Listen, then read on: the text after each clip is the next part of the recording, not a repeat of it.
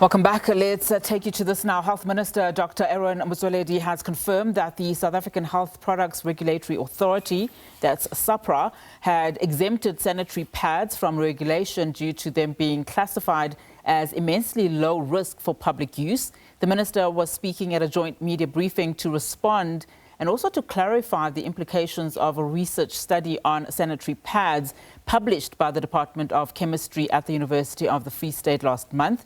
The study revealed that endocrine-disrupting chemicals, EDCs, found in some sanitary products could pose long-term health risks for women. Dr. Motsoaledi says SAHPRA picked up no risks of clinical harm to women.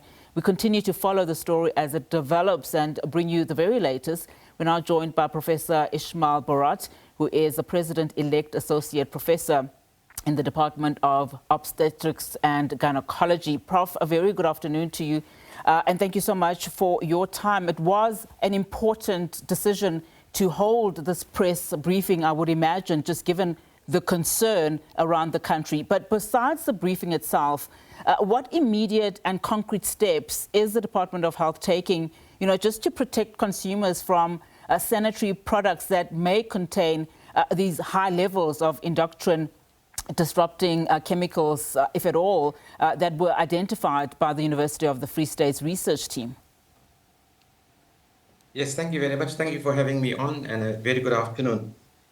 I think obviously this has caused a stir and has produced a lot of anxiety, stress, and fear. But I think what is really important is that we need to look at the science, we need to look at the facts, we need to look at it with context, we need to give it a clinical perspective and correct interpretation of all the data.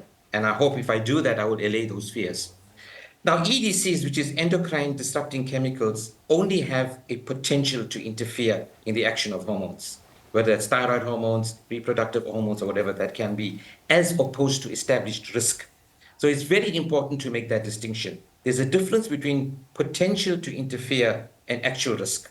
At this point in time, and with a hindsight of 100 years when it was initially discovered, EDCs at the moment only represent a potential to interfere and not an actual risk. So which means the incidental finding of these chemicals, which is widespread, it's everywhere, right? It's almost everything that we're exposed to, and it's not only confined with the sanitary pads or panty liners, does not translate into the risk. The second point is that the concentration of the EDCs in the study were found to be very, very low, very much lower than the permissible concentration levels, further minimizing the potential to cause harm. The other important point is that the contribution of EDCs in menstrual products to the total pool of EDCs from daily exposure is actually very, very low. It's only about 7%. The majority come from foodstuffs. 40% of EDCs come from foodstuffs and other personal care products, another 40%, like toothpaste, like shampoos, like conditioners, like lotions, etc. So we need perspective and context when interpreting all of this data. Now, internationally, the World Health Organization, we actually had Dr. Rob Brown at the briefing today, and he said that EDCs obviously are not new. They were described almost 100 years ago and have been under investigation. And during all of this time, there have been no signals between its presence and causation. So that's really, really important to understand. So it figures that the study from the Free State did not establish causation between presence of these EDCs in menstrual products and infertility, hormonal dysfunction, or cancer. It wouldn't, isn't it? Because they are such low concentrations. There doesn't appear to be a cumulative effect. And, we do not believe that it has any effect at this moment in time. So the evidence at present does not support a change of usual practice.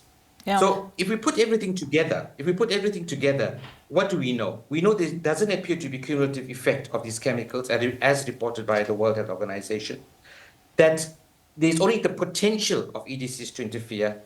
There's a very small contribution of menstrual products to the total EDC pool, and the concentrations are so low that are below acceptable levels that the implication to the general public of harm is just not present. And we want to come out with an unequivocal message without hedging. We don't want to hedge. That the use of menstrual hygiene products are safe for use. There is no need to change usual practice. and we want to allay fear and anxiety in this regard. Yeah. So I think we want to be pretty clear with Yeah. what we want to say. And does that also go to the extent in terms of you allaying fears? Because, I mean, when you talk about 7%, even though I know from scientific reasoning, you're saying these are low, numbers. And does that extent go to long-term use? Because that was also a concern that was raised at that press briefing in terms of, some of these studies talking about long-term use. You mentioned, of course, the WHO had been on this case for decades. In terms of allaying those fears, the overall use, are you saying that it is safe for women and children? We know, of course, that you said that it is in almost everything that we use, 40% in foodstuffs, that would potentially also go to men. These numbers, these EDC numbers, are low. Yeah, I think the biggest worry I think from everybody wanted to know is what was the cumulative effect of these EDCs. And we had Dr. Rob Brown there from the World Health Organization. They've published, or internationally, there's been 20 papers that have actually looked at EDCs and whether they cause harm. And none of these papers showed it. There was no cumulative effect whatsoever. So at this moment, it just seems to be a potential to interfere, but it has not translated into causation. Okay. So, so I think we need to be careful when we see all of this data, that we need to interpret this data with context and with perspective. Yeah. And at this moment in time, we are quite happy that all menstrual products that are in use at present are safe. Yeah. And Prof, in terms of the department itself, is it possible, or will the Department of Health release a list, on just the specific sanitary pad and panty liner brands that were found to contain parabens or any other of the chemicals, no matter how low they are, so that consumers themselves can make informed choices immediately? We know, of course, that this only limits this conversation to those two products, but we know that there are alternatives in the market. Look, if we're going to look for these chemicals, we're going to find it in everything. Because remember, where do these chemicals come from? They come from plastics when they undergo processing. So everything that contains plastic that undergoes processing are going to show it. So if they are present in 40% of foodstuffs and 40% of toothpaste and lotions and shampoos and all of that, the question is arising, why are we now only wanting to target the menstrual products, which is anyway a very small contribution to the EDCs in the total pool of exposure? What would be the purpose of that be? And we are not showing any cumulative effect. All we're saying that the parabens and the bisphenols have a potential to interfere. I think it's just not going to be on if we're going to start putting all of those things on the sanitary pads and say they contain this when they don't really have any effect. Yeah. So I'm not.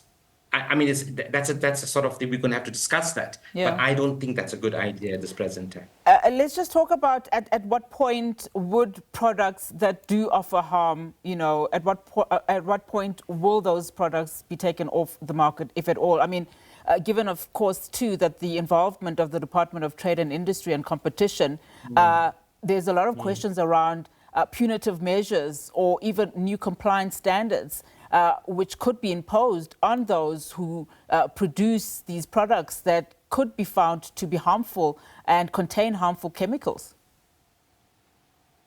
I think we need to be really, really careful here, and we mustn't localize the EDVs to a South African context.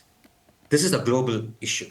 The sanitary pads and the panty liners and all of that are not only sold in South Africa, they're sold worldwide. Yeah. And the products are often the same. So we're going to be very, very careful that we don't want to localize EDCs to a South African context. But we need vigilance. And I mean, that's absolutely important. Yeah. So what we should do, we should have a holistic approach, right? We should investigate all sources of EDVs. We should join forces with international institutions like WHO to keep an eye of any possible signals. That is what we want. We want research and we want the science to say there's a signal or there's a red flag that the presence of EDVs are causing an issue. For the last 100 years, we haven't had that. But that doesn't mean we're not going to find it in the future. Okay, I accept that. But we just need vigilance. But what we need a balance.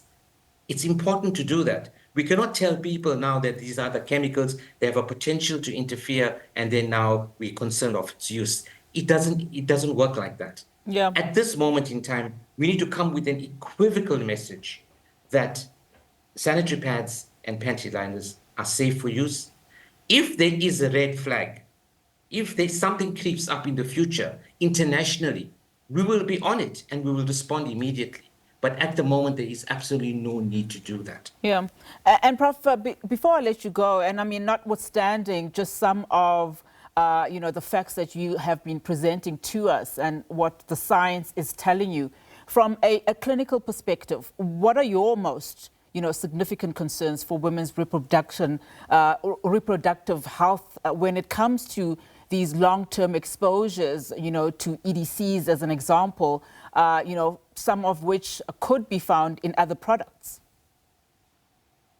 So to be honest with you, even clinically, and I've been a gynecologist for a long time now, so we haven't seen effects, that kind of effect between the use of pads and panty liners and all of that and long-term effects. If there was, we would have reported it. So we are not seeing it. So that's what I'm saying, that we need vigilance, obviously. If there is a red flag, if there's a signal that comes up linking EDVs with causation, we need to report it immediately, and then we'll be on it. So although at the moment everything looks fine and we are happy and everything is good and you are taking our word for it, it doesn't mean our eye is off the ball. We are still going to keep an eye out, be strongly vigilant, and if something creeps up in the future, we will be there to respond immediately. Right, Prof, let's leave it there for now, but thank you so much for your time and helping us just to unpack some of these concerns further. That was Professor Ismail Bhorat there for us. Of course, earlier on, Health Minister Dr. Motsoaledi confirming that South African Health Products Regulatory Authority, that SAHPRA, had exempted sanitary pads from regulation due to them being classified as immensely low risk for public use. That, of course, follows that research by the Free State University not too long ago.